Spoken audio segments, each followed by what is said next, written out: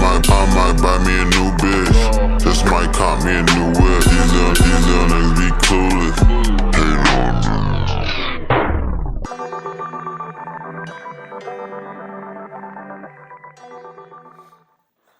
I'm back like cook crack, you hear me? No, I was just playing, but I know this week I was going to talk about basic training, but I'm not. Next week I'm going to talk about basic training. Today is another story time. This is about when I figure out people ain't shit at all. And these people is my own family. Now I'm just being dramatic, but yeah, this story, it made me realize certain things. Not to the extreme, but more like funny than anything. Like, this back when me and my family lived in Hollandale, Fourth Court. Like, we stayed there for a little bit.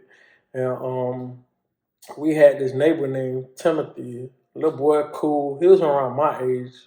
So he was like 6, 7, maybe 8 years old. Around that age group to around 9. Let's say 6 to 9.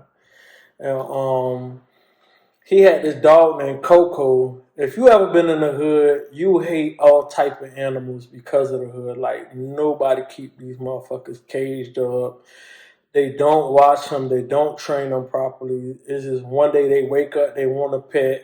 They had a pet. They don't want the pet. They let the motherfucker go loose. But he lived in the house next door to us. He had a big ass yard, a big ass house. The people had bread.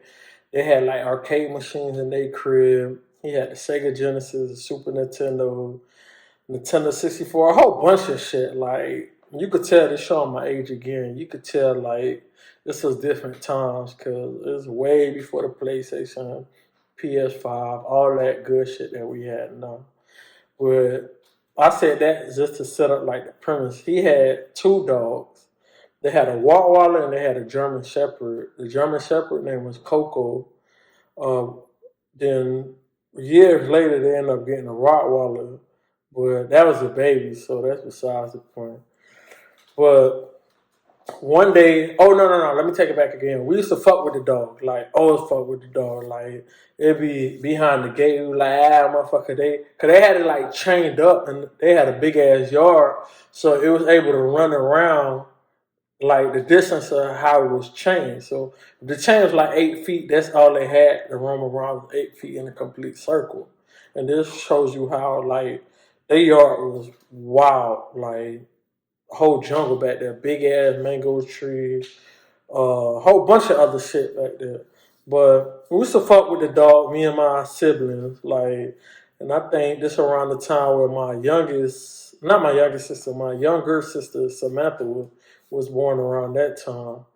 But now we could go back to the story. One day, regular ass day, like I'm inside the house playing the game or doing something on my own. I was always that kid that was on his own for some reason. But I'm playing by myself, and this gonna show the age too. I'm all over the place, but we had an Oldsmobile at the time, and if you know, you know. If you don't know, you don't know. Like, it was these long ass station wagons, ugly as fuck, but I mean, the shit took us from point A to point B, so we wasn't into luxury car. We was just trying to survive type shit. But back to the story, because I had to mention the Oldsmobile, because that's for a reason.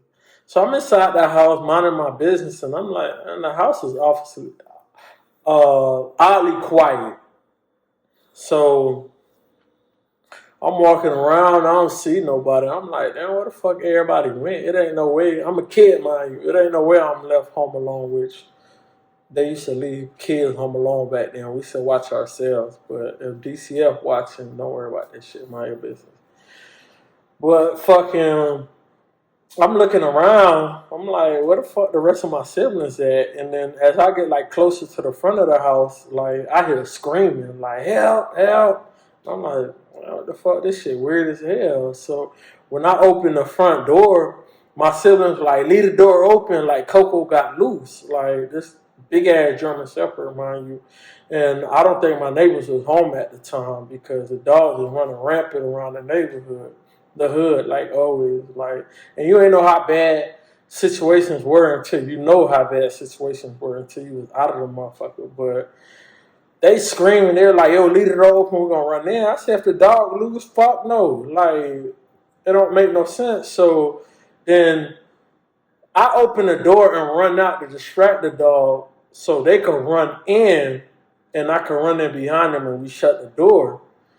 But when I run out and everybody run in, I look back, I'm the only one outside. Like, I'm just like, what the fuck? Like, I'm like, ain't no way that I'm the only nigga out here. Like, so then by the time I peep, the dog is like staring at me. So we having like a stare down and I'm like, bruh, like, I should have just stayed inside and mind my fucking business and let the dog fucking eat my sibling. Fuck it. Like, but then I started moving back slowly, and you could tell the dog was like low, tail pointing at me, and just ready to attack the fuck out of me. So I'm going slowly, slowly, slowly. But then at this point, I don't know where to run because the dog is like right here, the door closed, my backyard open, so I made a split decision and took off. And mind you, I'm a jit. Like, I'm not a grown man. If I was a grown man, I would have kicked the shit out the dog or I would have ran somewhere and thought of something. So I run to my backyard. I'm footing it. Gone. Out of there. Like, gone. Footing it. Fastest probably I ever ran, even in my whole life as a grown-up. I don't think I could have ran faster. I run to the backyard. The dog still following me. I could hear it behind me barking and breathing heavy and all that shit. Like, yo, I'm finna eat this black ass nigga. I don't care. So this is hawking my ass down. I'm footing it. Pew, out of there. Sonic, right? I go up the tree because we had a big ass tree in the backyard, but it was kind of low. So I go up the tree and I look at the dog and I'm talking shit like, fuck nigga, you can't get me. Like, talking shit. I always had like a filthy mouth, so I ain't care.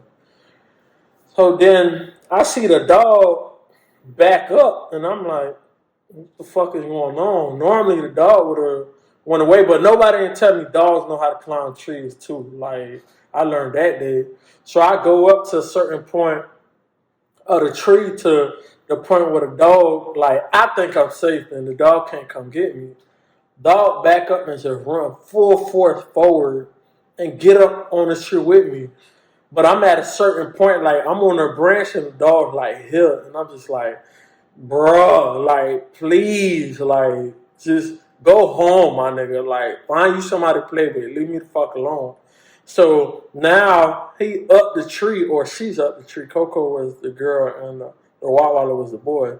But Coco was up the tree and staring me down like, where are you going to go, nigga? Like, you can't. We both up this tree and you just played yourself. Congratulations. So I was like, man, fuck it. At this point, it's either I jump down, get hurt, or go forward and get bitten and get hurt too. So I jumped down and foot it again. Like, I'm taking off, like, running, help. Like, I'm screaming, help, help, help. My siblings inside, they coasting. Like, they safe. They don't give a fuck. Like, at this point, it's just like, man, my mama got a whole bunch of kids, and if one died, he died. Like, at this point, I don't care. So I foot it, I take off, I go to just running like help, going down the street. Neighbors lock their doors, they inside looking through their blinds, and I'm like, yo, like, all I tried to do was help my siblings. Like, so I foot it, I run around the car, the dog trying to run almost bit me. I run around the car again, climb to the top of the Oldsmobile. And now the dog, like, on the side of the car is trying to, like, jump up to get me. So whatever side, like, if the dog on the right side, I'm leaning towards the left side so I don't get bit. And she'll go around, like, the left side because she's like, oh, shit, he close on this end. Will jump up and trying to bite me, so I lean right side, right? So I'm just like, damn, like, I need to get the fuck up out of here. Like, this shit is, like, blowing me. Like, leave me alone, you ugly ass dog. Like, at this point, and to this day, I hate dogs because of this moment. Like, well, I can't stand any animals because South Florida terrible. Like, I think Hurricane Andrew or one of them shit hit the zoo in Miami, and there was a whole bunch of, like, random ass animals that got loose. Like, it was monkeys on power lines, lions walking around, parrots. We had parrots for years, iguanas, all that shit, infestations of these animals because of one hurricane.